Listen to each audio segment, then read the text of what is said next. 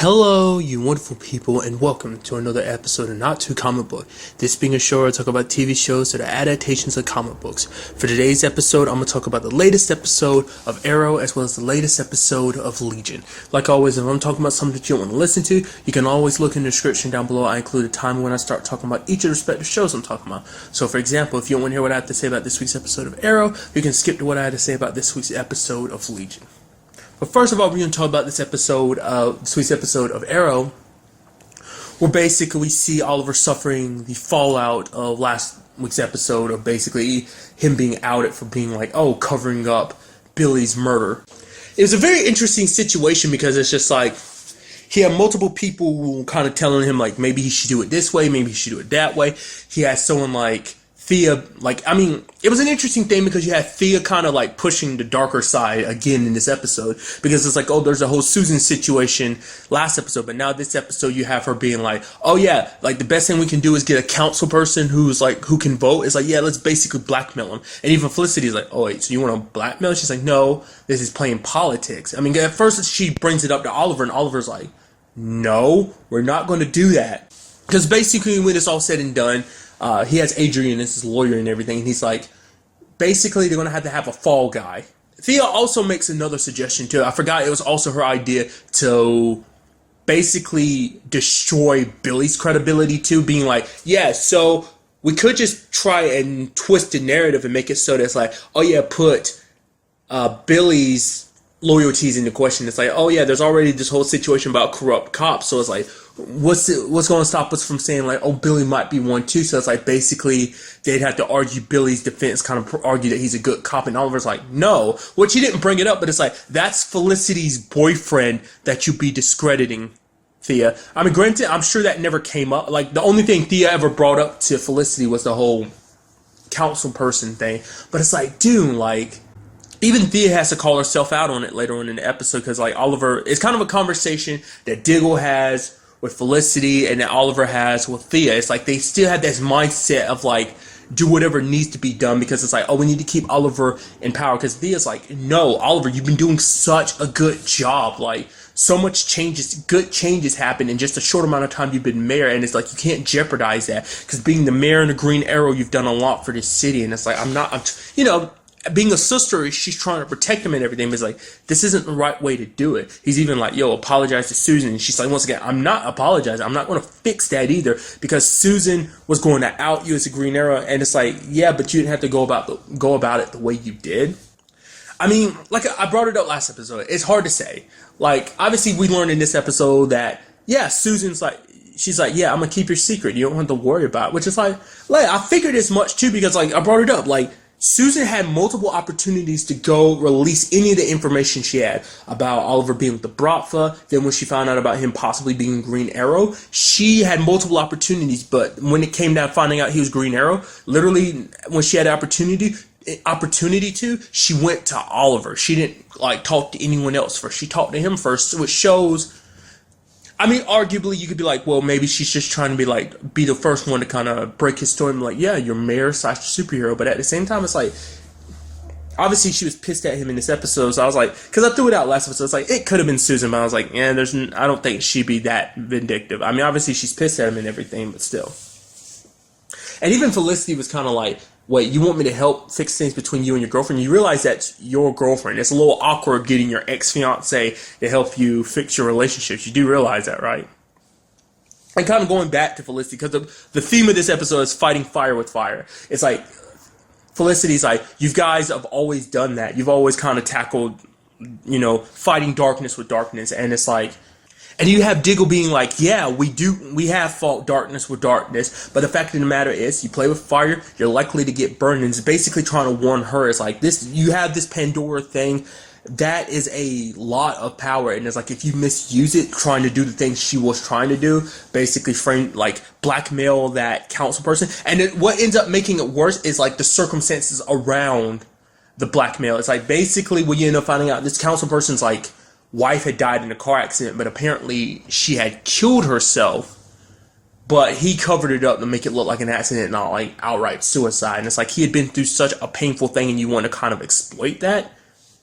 I mean, because it'd be the same thing as exploiting any trauma they've been through. They've been through a lot of ups and downs. It'd be like trying to exploit Laurel's death for something. It's like, oh yeah, it'd be the same thing. Like you've all had a loss of your own, and then you try and do something like that, But for Oliver, it came down to a simple choice. Like obviously, Adrian is like, hey, two people can take the fall for this. It's either going to be me or Billy. He's like, me because I'm the one who suggested the whole like not disclosing this information about the Green Arrow.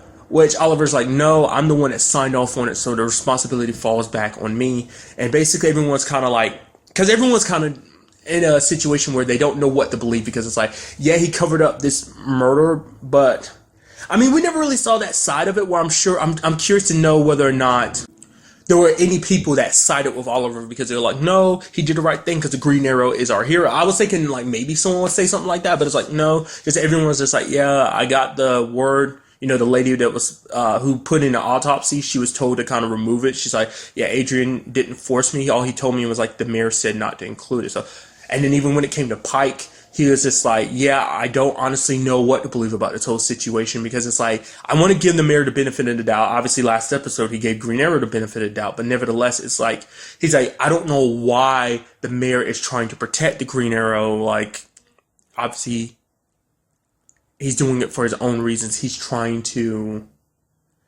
helping the Green Arrow for his own reasons. And it's like, the question is why? Which to me, in my brain, I'm like, is this going to go to Oliver kind of having to reveal himself later on in the episode? Which I figured that wouldn't, I mean, I'm sure that would only hurt his case.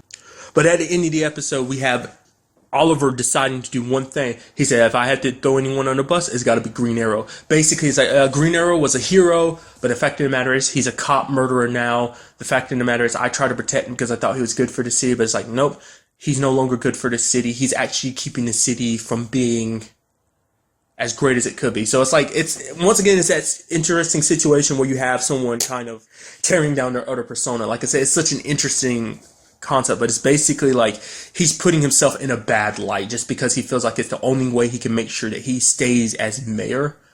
Because whether he's a vigilante or not, like whether he's seen it as a good guy or not going for it, doesn't matter. It hasn't stopped him from doing what he's done in the past. And I mean, he brings it up to the team too. It's like, even Diggle's like, yeah, I mean, it's not like we've like always been on the side of the cops anyway. We've always kind of did our own thing in the past anyway, and a lot of people didn't 100% agree with it. I mean, granted, with this particular circumstance, you have Lance being on your side this time.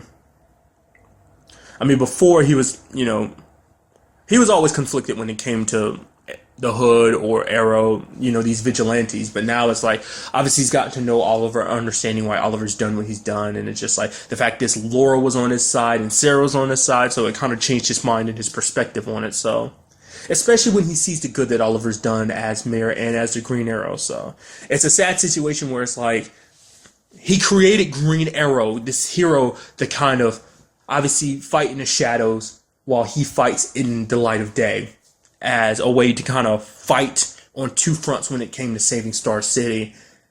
I mean, it won't change his approach to things. I mean, granted, he'll have to be a lot more careful, because it's like, now he has the very police unit that he put together to deal with this whole situation now is going to be hunting him down. So we saw it a little bit last episode, but now we're seeing it it's going to be to an even greater extent going forward. So now, what situation kind of threw me for a loop in this episode is, obviously we ended up getting Prometheus's identity, like seeing his face, and it turns out to be Adrian, which I didn't, like, I think at one point I thought it was Adrian, but I was like, no. I became so dead certain it was he was vigilante. I was so certain of it. I was like, because I was wondering, I was like, why are you attacking Oliver? It's like, oh, he's a bad guy and everything. I was like, is he trying to give Oliver some credibility by faking some attack against him or something? It's like, I was like, I don't get it. You're saying he's a bad guy and everything. It's like, he's not. That's why you're working with him and everything, trying to help him. It's like, oh no, the reason why is because vigilante isn't Adrian. Adrian's actually Prometheus, which in turn makes sense why he's helping him now. Like, it makes sense why Adrian's done everything he's done, because he's trying to help Oliver. It's like, oh, stay in your position so this way I can keep a close eye on you and I can destroy you. It's because he's slowly having Oliver, because he wanted Oliver to slowly destroy himself, and that's the whole plan. And now Oliver's already destroyed his credibility as Green Arrow, and now all he has is his, him as a mayor. Yes, it didn't have the fallout he wanted it to. Maybe he probably, either way, it doesn't matter. Either he got impeached as mayor, or, the current situation being he's, Green Arrow is, the public has turned against Green Arrow. Either way, he's kind of already got what he wanted. But that bothered me, especially because it was like, because obviously Dinah found that piece of Vigilante's visor, and I was like, oh man, this is all going to lead back to Adrian, especially because Adrian's the one that got it. But then when Dinah took it later on in the episode, you see Adrian kind of turn around and smile. I was like, oh, you want them to track you down, so it's a trap. It's like, oh no, it's because you already used it to try and track him down, because Prometheus and him already went at it later on in the episode. So now it begs the question, who is Vigilante? Is it someone we know or not? Like I said, because I was so certain it was going to be Adrian. And I was like, holy crap, you're not. Now, Oliver, it's always a situation where you keep your friends close and your enemies closer type of situations. It's just like, wow, you didn't know Prometheus was just that close. Now it kind of makes sense why Prometheus is able to know what he knows. Probably get access to all this information. It's because it's Adrian, and Adrian probably just stole the reports that he already told them, hey, don't say anything about this report, made a copy of it. Or just before, when Emmy originally gave it to him, he probably made a copy of it and told her, like, hey, maybe actually Adrian actually did threaten her. Maybe now that you know that he is Prometheus, maybe that put that in perspective, and it's like, hey, he maybe actually did threaten her and be like, okay, I'm going to make a copy of this. Don't say anything to anyone. Because it did seem like she was a little jittery, like when she was looking over to them, and it's just like, I guess part of her didn't want to be the one to kind of turn against the mayor, but it's like, I mean, you could look at it either way, but it's just kind of interesting. I mean, part of me was also thinking something like, oh, he dressed himself up like Prometheus at, like, basically, like, he really, like, in my mind, what I was thinking is like, oh, he is Vigilante, he's just dressing up like Prometheus and killing someone disguised as Vigilante just to cause the issue of being like, hey, I know it was some stupid wild theory I had like partway through the episode, but I was like, no, that's just stupid. Nevertheless, but another part of the episode dealt with the past. Obviously, you have Anatoly and Oliver. Basically, they gathered the evidence they needed to prove that Gregor wasn't doing everything he needed to for the Bratva. That basically his deals with Kovar weren't 100%, and the Bratva's was out for the good of the Bratva, because they ended up finding out like there's like 40 million that.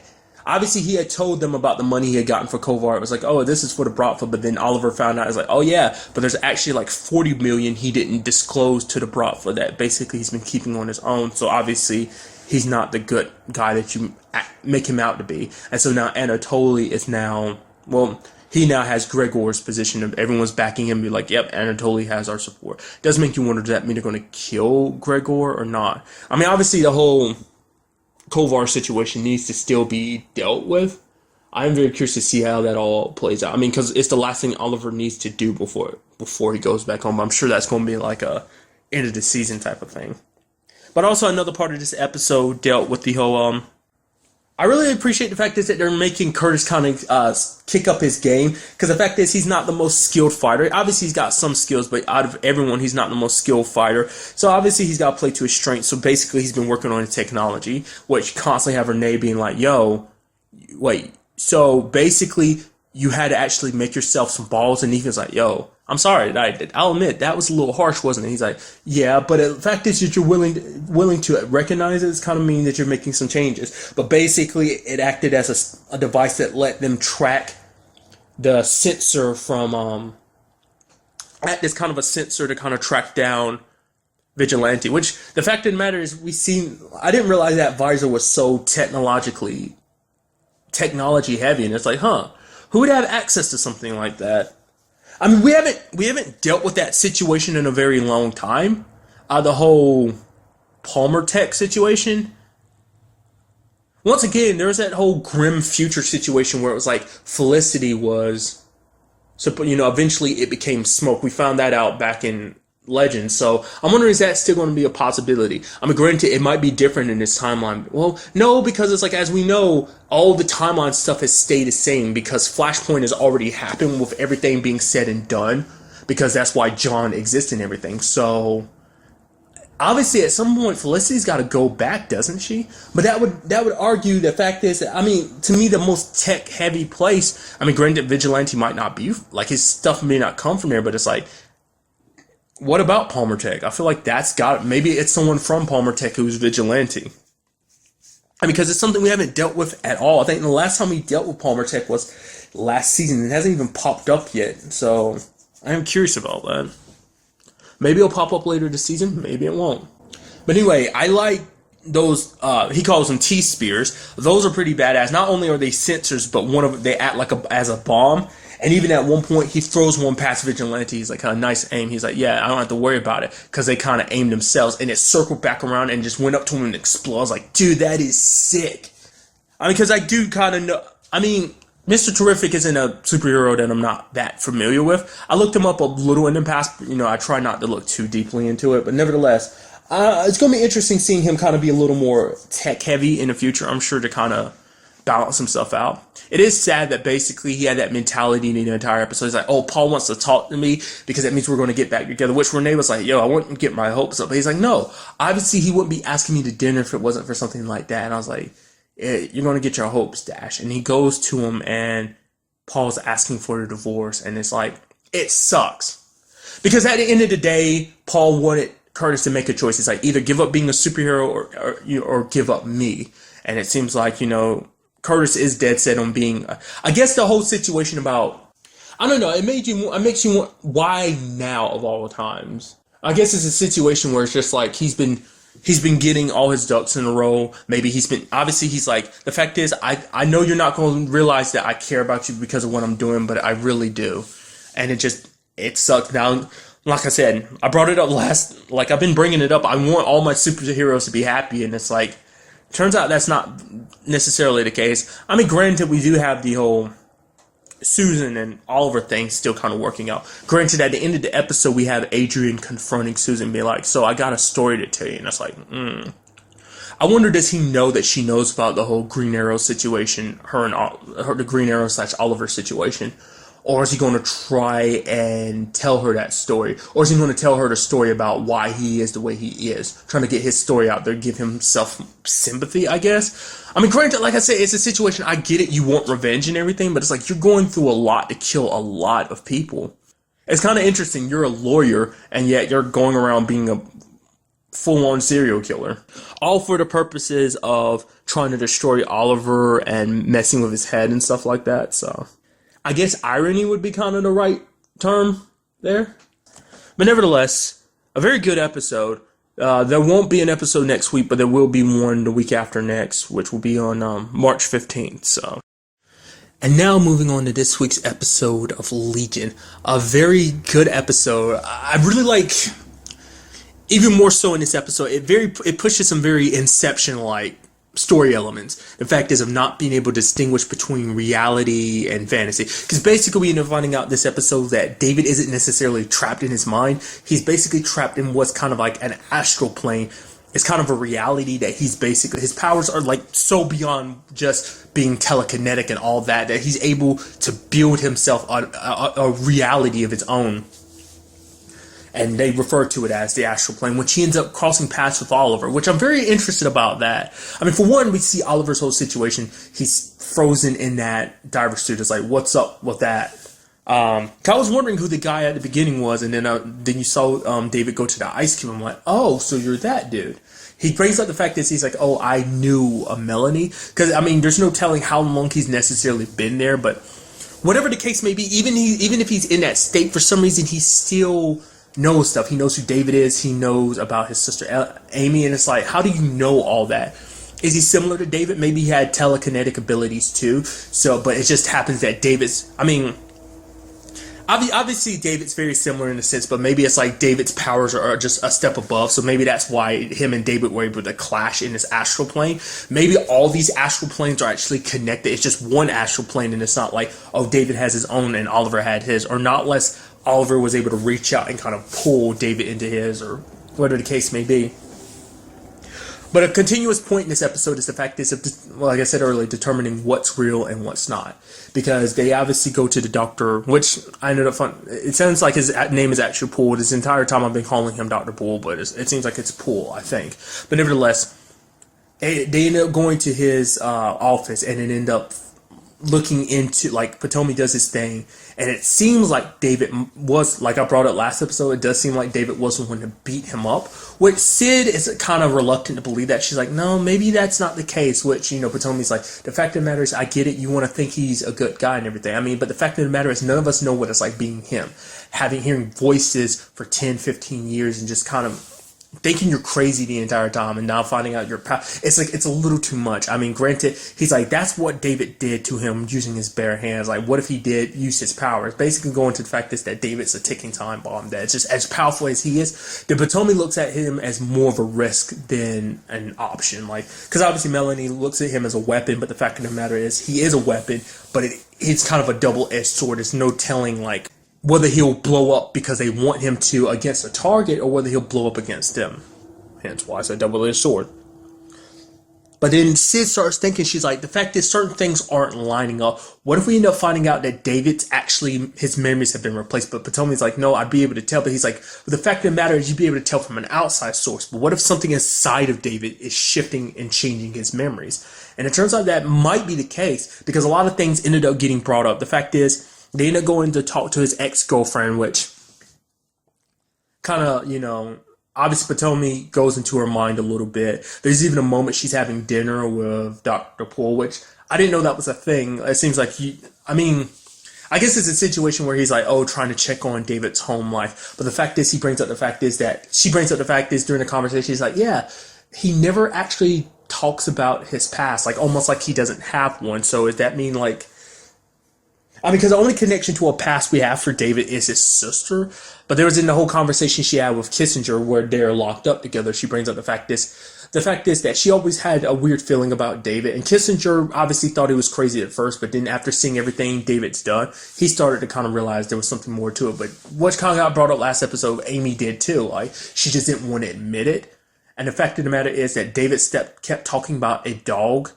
And then, you know, because Kissinger was like, yeah, he brought it up all the time. And then Amy was like, yeah, but we never had a dog. So I was like, what the hell was that then?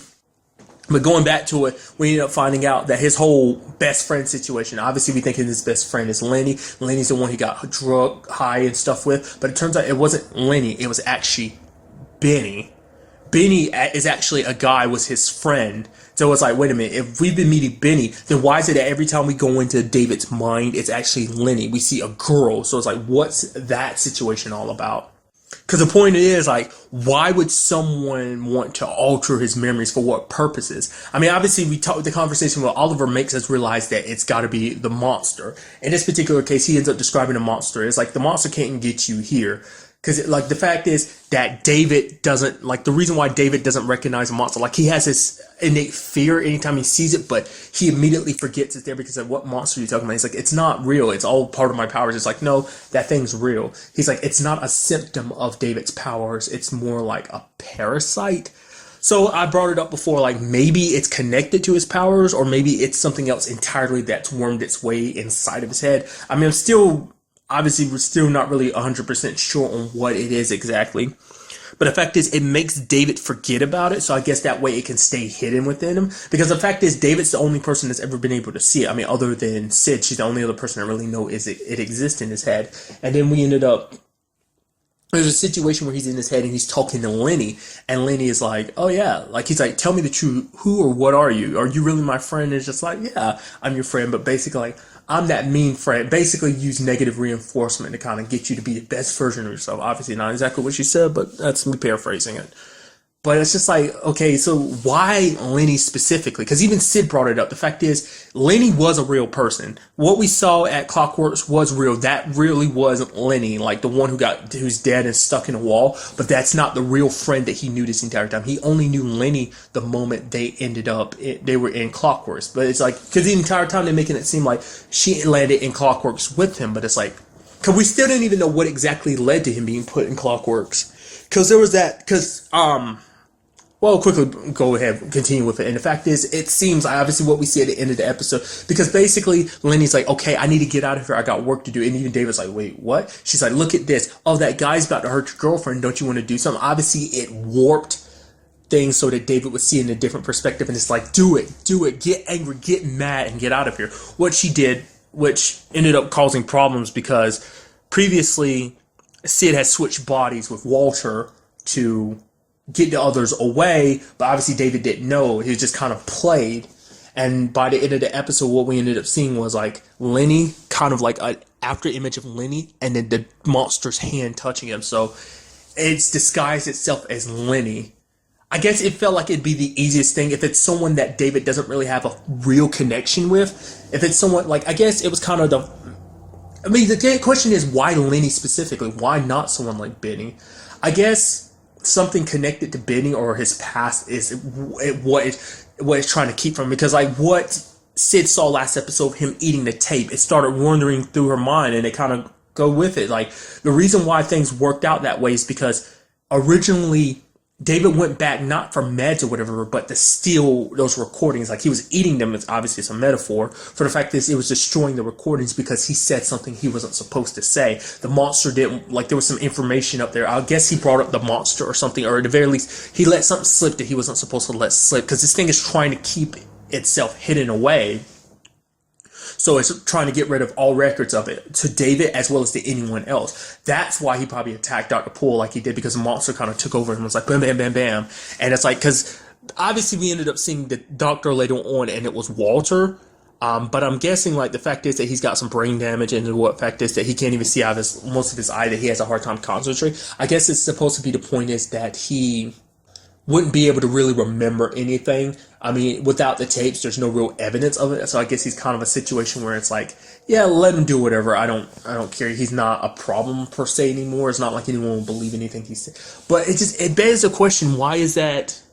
What is it, and why is it trying to stay hidden? And why does like someone like Oliver know about it, but no one else does?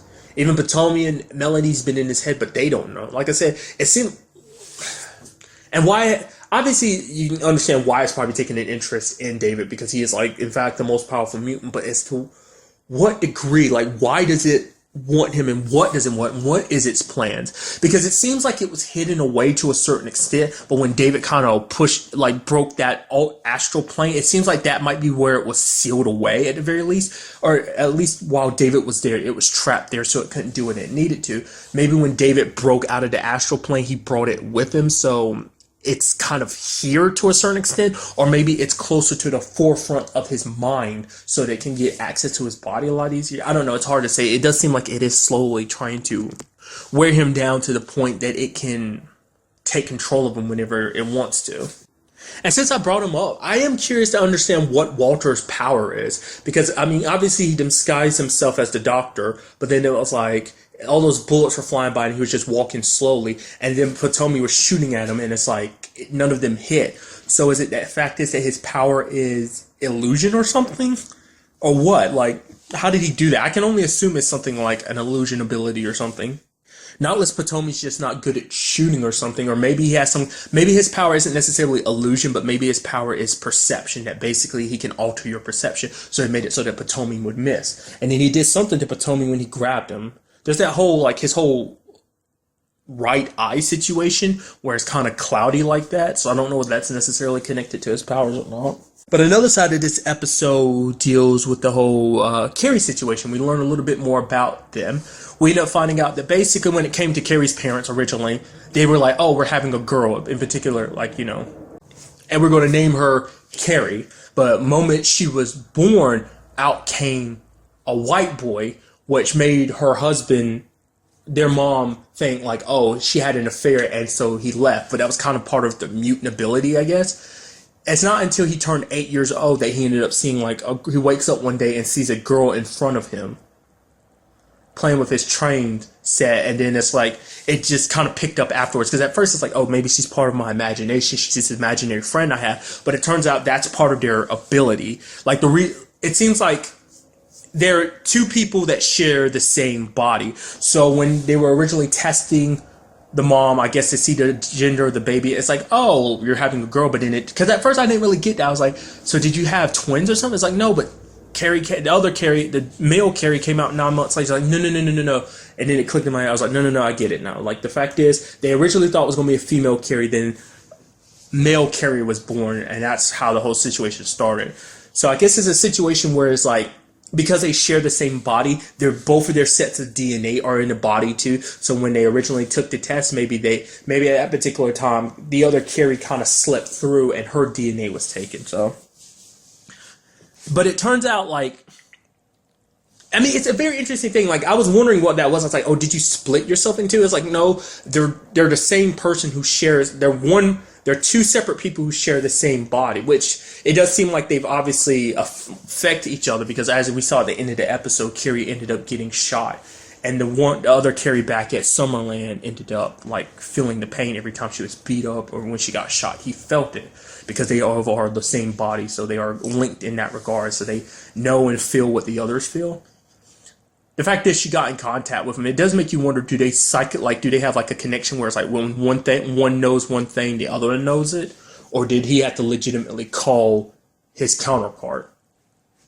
Because even Sid brought up the question, like, how does that feel? She's like, yeah, it might be weird, because Sid's like, the fact is, how do you feel about the whole situation? Because it's like, yeah, you're not just an imaginary thing, you are another person. For her, she looks at it like, Sid, she's like, the other Carrie, she's like, he does all the boring stuff. He eats, he sleeps, bathroom, whatever it is you people do, regular people. But she's like, for her, she's like, I come out and I fight. That's my thing. He makes me laugh. She's like, so I protect him. So she's the more bruiser of the two.